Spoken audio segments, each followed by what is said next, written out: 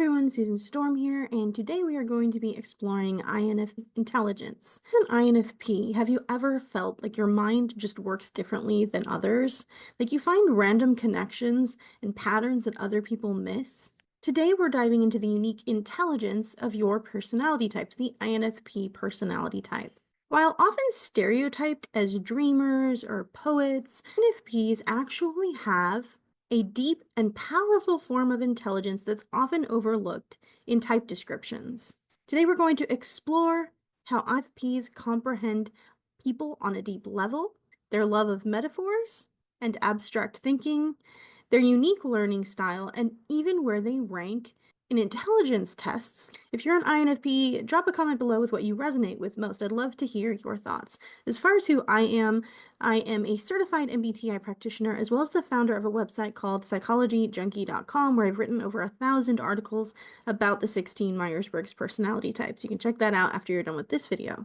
So INFPs don't just see the world as it is. They see the world as it could be. They live in a space where ideas, emotions, and possibilities all swirl together, forming a reality that is often richer and more intricate than the one that most people live in. Let's look at Shakespeare. He's one of the most famous INFPs in history.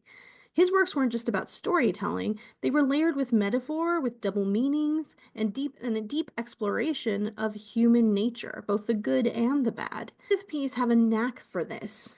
They're wired to think in metaphor, to translate emotions into symbols, and to personalize the impersonal. They're the people who don't just accept explanations at face value. They ask, but what if there's another way to see this? What if this moment means something deeper? They spot the hidden cause and effects interactions that other people tend to miss and see patterns that aren't immediately obvious. And when it comes to people, they analyze not just what's being said, but what isn't being said. They instinctively notice when someone's values don't match what they're actually doing, when people aren't actually walking the talk, so to speak. They're very, very quick to spot incongruencies in what someone says they believe versus what they do. They're very quick to spot hypocrisy and hidden motives. They can detect emotional undercurrents in a conversation, like a musician picking up the subtle variations in a melody. This is why they're drawn to stories, to philosophy, anything that lets them explore deeper truths and deeper meaning. But all of this analysis can be really overwhelming for INFPs. They live in a world of infinite possibilities. And that means that sometimes they can struggle with analysis paralysis. They see too many angles, too many perspectives, and sometimes they can get lost in them. But when they can actually use this ability, this emotional intelligence, this depth of thought, they become visionaries. People who imagine futures no one else could realize and challenge the norm with fresh and original insights. So let's look at how INFPs learn best. The traditional classroom, I'm sorry to say, isn't really built for INFPs. Sitting in a classroom, memorizing facts, taking a bunch of tests, this is all very impersonal and can feel very soul draining for the INFP. INFPs do best when they can explore ideas they actually care about. Their best learning happens when they're deeply absorbed in a subject, chasing the connections, following their curiosity wherever it takes them. That's why many INFPs excel as self-directed learners, diving into subjects like philosophy or psychology or science or creative writing, or any topic that sparks imagination. Really, INFPs can be masters of any subject, but they have to find a personal connection to it. I've known INFP mathematicians and engineers and scientists, while I've also known INFPs who struggle with math or science. And it's all about how much they actually care about it. The INFPs I know who really excel in science are people who have a real passion for that particular cause. Like if they're into environmental science, they really care about the environment. Or perhaps they just want to explore the unknown and find new connections and new insights that give them a deeper understanding of life itself.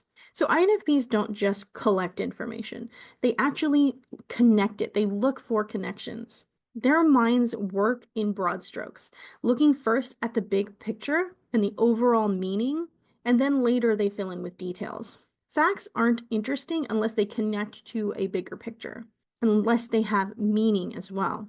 So INFPs are going to remember information best if it does resonate with their personal values or with an overarching meaning. This is why mind mapping, storytelling, and metaphorical thinking work so well for them. They're holistic learners, which means they take in information globally rather than zeroing in on isolated pieces. They can sometimes struggle with step-by-step instructions, but they really do well when they know how all the information fits together in a meaningful way and when they can pursue that on their own, when they can try to find their own way to connect disparate information and find their own meaning in it. In the classroom, relationships matter for the INFP. They want to feel connected and supported by their teacher, and if they're in a classroom setting where they don't feel supported, where they don't feel seen, where they feel criticized, then their performance tends to dramatically nosedive in those situations. They need to feel respected and emotionally safe with their teacher. Otherwise, it's really easy for them to check out or to just feel stressed, and that doesn't allow them to do their best thinking. For all feeling types, the relationship with the teacher actually matters, or the relationships with other students in the classroom. Now let's talk about their study style. It tends to be a little bit chaotic. Unlike the judging types who tend to have a really methodical, step-by-step approach to study, perceiving types like INFPs tend to work in waves, going through bursts of energy when something excites them, then needing downtime to process. This can make them look inconsistent, but really they're just following their natural rhythm, going deep when something truly matters to them. And when it comes to leisure time, their leisure activities even reflect their learning style. Studies show that INFPs are overrepresented in pursuits like writing, reading, and appreciating art. Activities that allow them to explore ideas and emotions on their own terms in a creative way.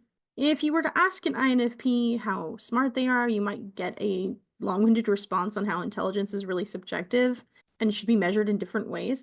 But when it comes to standardized testing, INFPs actually do pretty good. According to the MBTI manual, INFPs have the third highest IQ of all 16 personality types in high school. So even though the stereotypes sometimes show them as being very like emotion-driven, illogical people, this is a false stereotype. Yes, they do tend to have a heightened awareness of their emotions, but they statistically rank among the most intelligent personality types. And it doesn't even stop there. They also received the highest verbal reasoning scores on the MCAT among medical school students.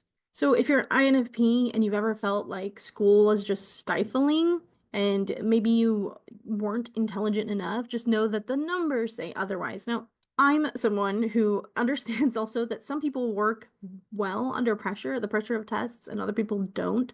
So if you're watching this and you're an INFP and you're like, wow, I really got a bad score on the SAT, or I did not get a good IQ score, don't take it personally. I'm an INTJ, and my SAT score was really average.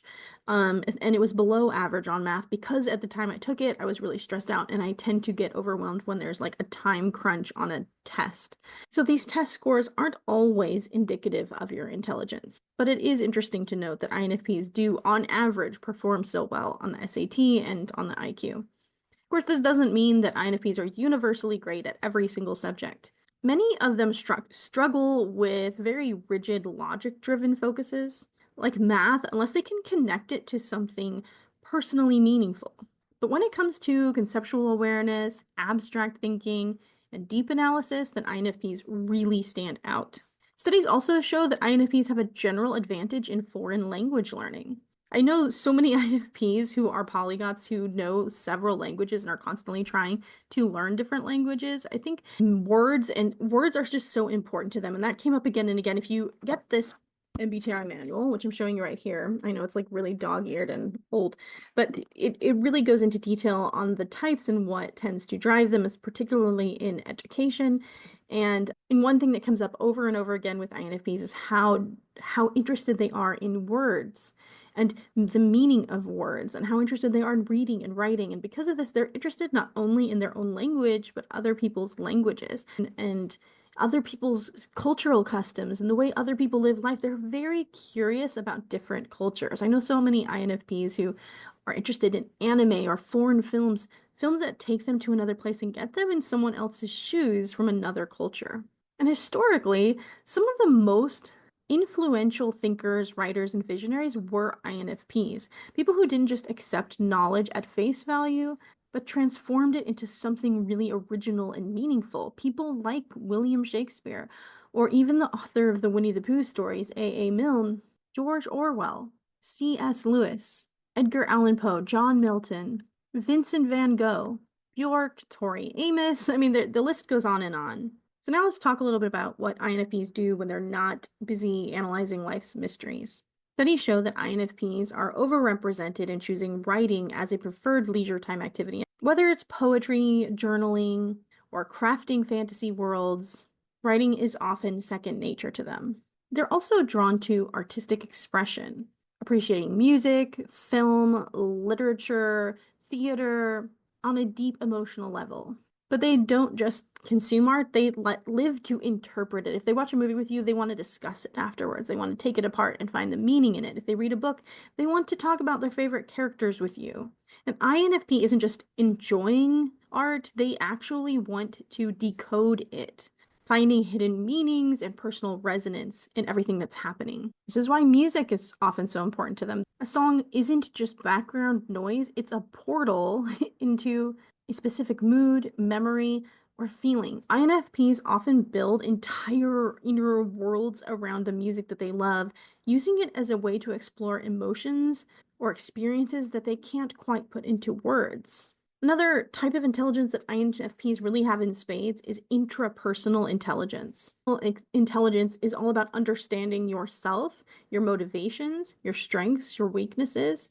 It's being realistic about your personal goals and reflecting and regulating your thoughts and feelings alone. It's about knowing the values behind your behavior, the motivations behind your behavior in a really deep way. Now, INFPs really excel at this type of intelligence.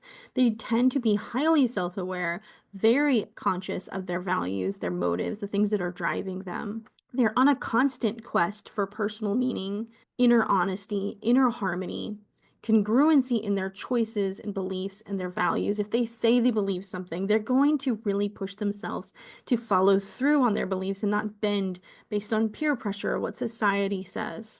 INFPs also tend to excel in interpersonal intelligence, and that's about understanding other people and really knowing how to connect with them, to recognize their moods, their motives, their emotions. INFPs are very empathetic personality types. They're really good at putting themselves in someone else's shoes and drawing on their own experiences in order to understand that other person. They're really good at understanding why something matters or is significant to another person and getting people to open up and feel safe communicating to them. When they relate to people, it's really important for them to feel like they can really get inside their shoes and see the world through the other person's eyes. And they understand and have empathy for the fact that everyone has a million different stories in their life before that moment when they're together. And so understanding when there's like a difference of opinion or a difference of thought and being curious about it rather than just immediately being judgmental about it. So this intrapersonal intelligence and this interpersonal intelligence is also something that really stands out for INFP. So if you're an INFP, let me know what part of this resonated with you the most. If you'd like to learn more about INFPs, I have many articles about your type on my website at psychologyjunkie.com. I've also written a book specifically for INFPs called The INFP Understanding the Dreamer. And don't forget to like and subscribe to see more videos like this. Catch you next time. Bye, everyone.